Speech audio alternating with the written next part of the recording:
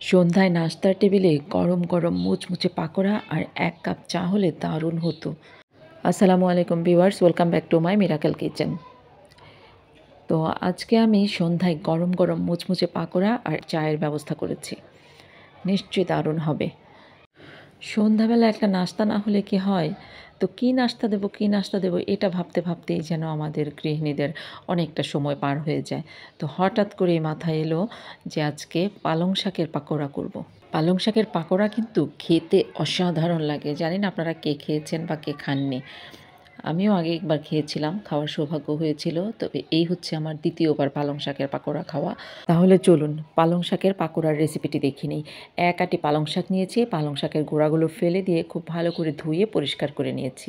আর তারপর এভাবে করে নিয়ে তারপর একদম কুচি কুচি করতে হবে যেটুকু সম্ভব। আপনারা কিন্তু এই কাজটা চাকু দিয়ে না করে বটি দিয়েও করতে পারেন। আমি আবার অত বেশি মিহি কুচি করতে পারি না, যেটুকু পারলাম সেটুকুই করলাম। তো তারপর এভাবে কুচি কুচি করে নিয়ে সবগুলো পালং শাক আমি একটা বোলের মধ্যে নিয়ে নিলাম। নিয়ে নেওয়ার পর এখানে নিলাম হচ্ছে আমি লবণ, হলুদের গুঁড়া আর মরিচের গুঁড়া দিয়ে দিলাম। আর তারপর এখানে আছে ১ চা চামচ জিরা, ১ চা চামচ মৌরি আর ১ চা চামচ ধনে একসাথে ভেজে গুঁড়ো করে নিয়েছি। আর তারপর এখানে আছে পেঁয়াজ কুচি, রসুন কুচি আর হচ্ছে কাঁচামরিচ কুচি। কাঁচামরিচটা আপনারা আপনাদের পছন্দ অনুযায়ী কম বা বেশি দিতে পারেন। সরি, রসুনটা কিন্তু আসলে কুচি করা না, রসুনটা হচ্ছে থেঁতো করা। তো তারপর এখানে দিয়ে দিলাম 1/2 চা চামচ আদা বাটা। এখন দিয়ে দেব এখানে ১ কাপ ডাল, আমি ভিজিয়ে রেখেছিলাম মসুরের ডাল, তারপর ব্লেন্ড করে নিয়েছি। এখানে আপনারা কিন্তু ইচ্ছে করলে বেসনও ইউজ করতে পারেন। আর তারপর এখানে ৩ টেবিল চামচ চালের গুঁড়া দিয়ে দিলাম। এই চালের গুঁড়ার জায়গায় আপনারা কিন্তু ইচ্ছে করলে সুজি ব্যবহার করতে পারেন। এখন হাত দিয়ে খুব ভালো করে কচলে কচলে এগুলো মাখিয়ে নিতে হবে। খুব ভালোভাবে আমি এগুলো মাখিয়ে নিলাম।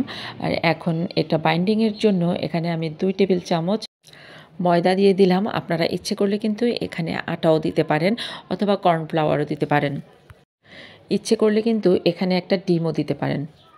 আটা অথবা কর্নফ্লাওয়ার দিলে অথবা ময়দা এটা দিলে এটা অনেকক্ষণ ধরে মুচমুচে থাকবে। তো এখন আমি এটা খুব ভালো করে মিশিয়ে নিলাম। মিশিয়ে নেওয়ার পর এটাকে কিন্তু আমি হাত দিয়ে চেপে চেপে একটু পাতলা করে এভাবে ছড়িয়ে রাখবো। সেটার একটা বিশেষ কারণ আছে। তো এই যে দেখুন এভাবে ছড়িয়ে রাখবো। এই মিশ্রণটাকে আমার এভাবে ছড়ানো হয়ে গেছে। এখন আমি এর মধ্যে দেব হচ্ছে পোস্তদানা। এই যে পোস্তদানা এগুলো কিন্তু যেকোনো ধরনের মশলার দোকানেই পাওয়া যায়। তো এগুলো এইভাবে করে ঠিক আমি যেভাবে দিচ্ছি এভাবে করেই চামচ দিয়ে এভাবে খুব সুন্দর করে ছড়িয়ে দিতে হবে যাতে সমস্ত জায়গায় লাগে। হ্যাঁ, তো আপনারা ইচ্ছে করলে কিন্তু এই পোস্তদানা ছাড়াও এটা পাকোড়াটা ভেজে খেতে পারেন। তবে পোস্তদানাটা দিলে এটার টেস্টটা অনেক সুন্দর আসে।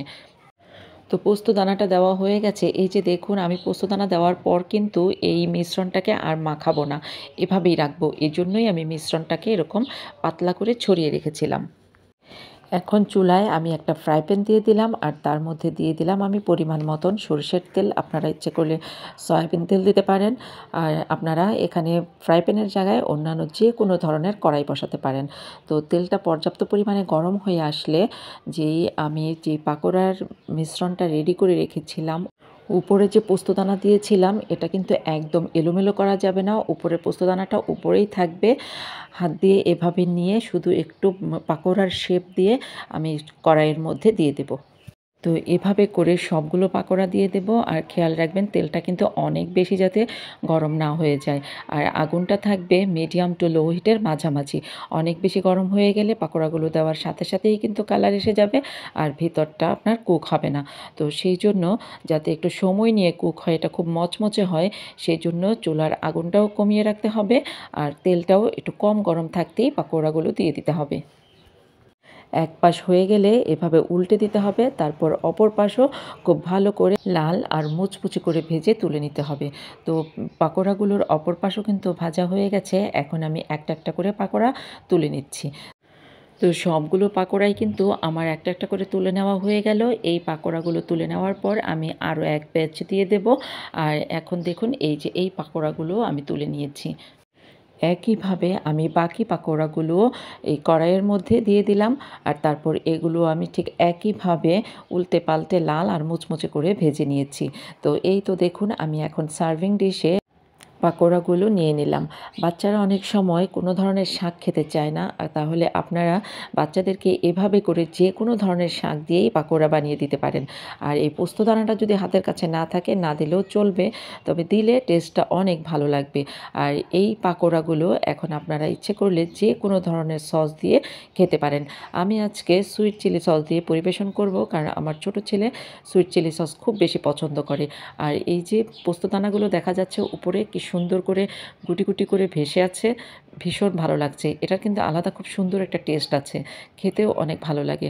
আর ভেঙে দেখাই, উপরটা মুচমুচে আর ভিতরটা কিন্তু খুব সুন্দর নরম আর খুব সুন্দর হয়েছে, খেতেও ভীষণ ভালো লাগছে। এর সাথে কিন্তু আপনারা যে কোনো ধরনের সালাদ দিয়েও পরিবেশন করতে পারেন। আমার পালং শাকের রেসিপিটি যদি আপনাদের কাছে ভালো লেগে থাকে, তাহলে আমার চ্যানেলটা সাবস্ক্রাইব করে রাখতে পারেন পরবর্তীতে আরও সুন্দর সুন্দর মজার মজার রেসিপি পাওয়ার জন্য। তো আজকের মতো আমার এই ভিডিওটা এখানেই শেষ করছি। আবার দেখা হবে আপনাদের সাথে নতুন কোনো রেসিপি নিয়ে, নতুন কোনো ভিডিওতে। ততদিন আপনারা ভালো থাকবেন, সুস্থ থাকবেন, মিরাকেল কিচেনের সাথেই থাকবেন। আল্লাহ হাফেজ।